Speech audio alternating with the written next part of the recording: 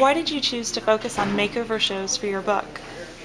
Well, you know, it's interesting because I'm trained as a 19th century literary scholar, but when I started my job at Indiana University, they needed me to teach a class in gender, sex, and pop culture. And so I started looking around to see what was happening in contemporary American culture and what did I want to document in the class. And that's the year that Queer Eye for the Straight Guy started, What Not to Wear had been out for a couple years by then, Extreme Makeover started then, and so I saw this whole proliferation of makeover-themed programming coming on television, and I decided to build that into my class. And it ended up being so interesting talking with the students about it that I wanted to write an article, and the article proliferated and grew and turned into a book.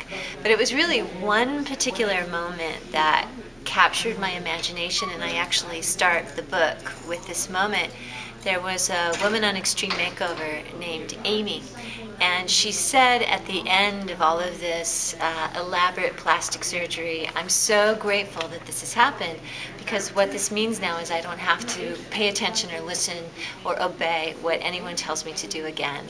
And I thought, that is really such an interesting idea, that somehow capitulating to these ideas about what a body should look like allowed her, in her own expectation at least, to transcend those expectations. And I thought, in many ways, that doesn't make any sense, that you don't get more power by giving away all of your power.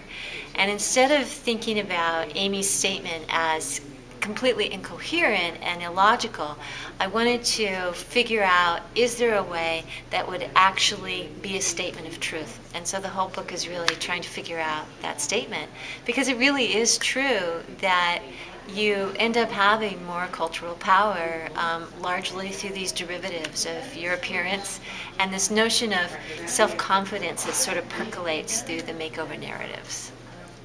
So as you were writing your book, did you discover a particular theme in the shows that you were looking at?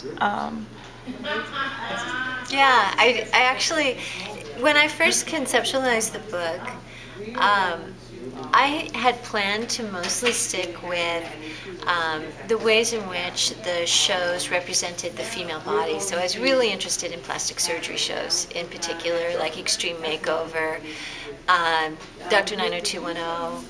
There was one called Miami Slice for a little bit, The Swan, a lot of plastic surgery before and after. And then it became really difficult to sort of only stop there, because there are a lot of sort of quasi-plastic surgery shows where they're doing microdermabrasion and laser eye surgery, and so like 10 years younger. There's just a lot in that regard. And then I began to see the way that there were these patterns between all sorts of transformation shows. So whether I was watching Pimp My Ride, where they're making over an old car, or I'm watching Extreme Makeover Home Edition, where they're like completely knocking down a house and bringing it back up again.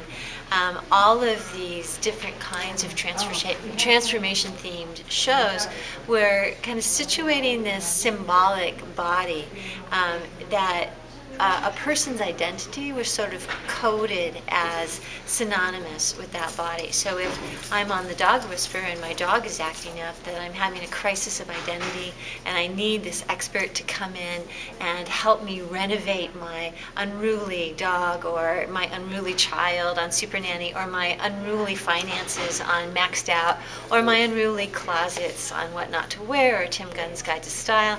And through the intervention of this sort of superior style being, it would help release the inner me. And so I became really attentive to the way that all of these shows, regardless of which symbolic body they were working with, were dealing with this idiom of identity, that somehow there was a flawed or fractured or pathological inner me that needed the device of the makeover in order to release it. And even now that I'm in the after stage of the before and after with the book, I find it fascinating that all of us apparently have this sort of idealized, beautiful inner self. There's no sense that you release the inner self and it's a sort of Dr. Jekyll, Mr. Hyde moment, and that it was a bad thing to let that inner self out. It's a very Augustinian kind of argument in some ways. So these are really old narratives. They have long-term appeal. We've sort of been debating these things for a long time. But I think the fact of reality TV's proliferation, a switch to digital production, being in a moment of privatization where we are being encouraged to turn our direction back onto ourselves and to cultivate the self as a form of product that helps us compete in a global marketplace, I think all of these things are conspiring together to make this a very specific historical time where there's a proliferation of these shows that ask us to be constantly worried about the location and the health of the self, and somehow actively involved in its better maintenance and bringing it out, releasing the inner me.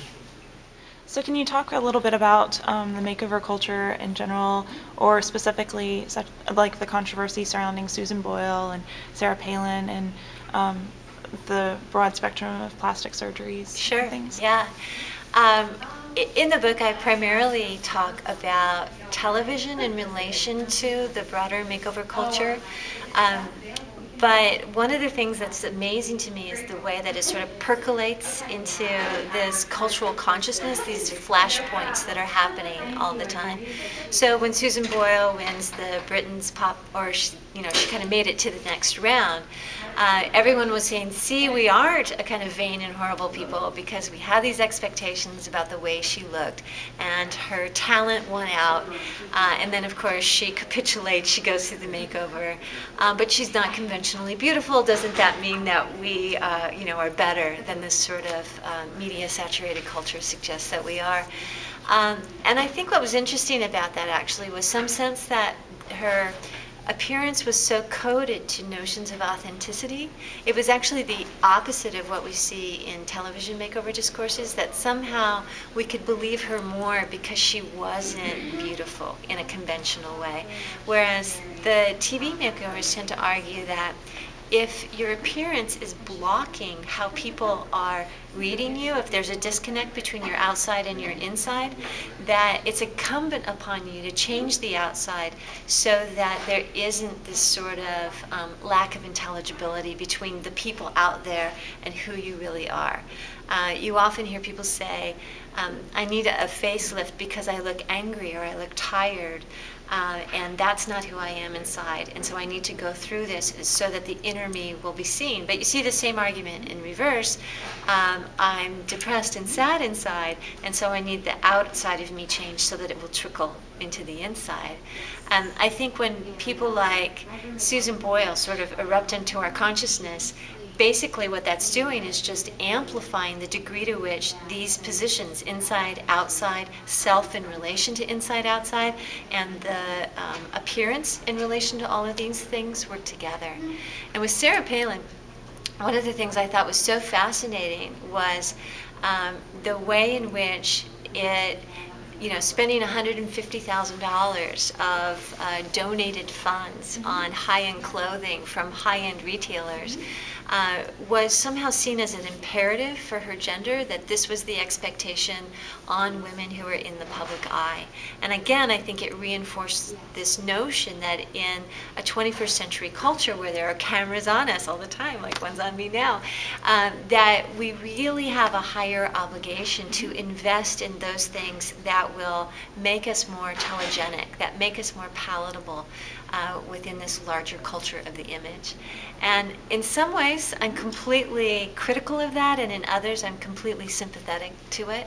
And in the book, I try to blend both of those impulses in me, to read it critically, but to also celebrate what's going on. Because at the end of the day, the reason that I've watched 2,000 hours of Makeover TV is because I love the happy endings.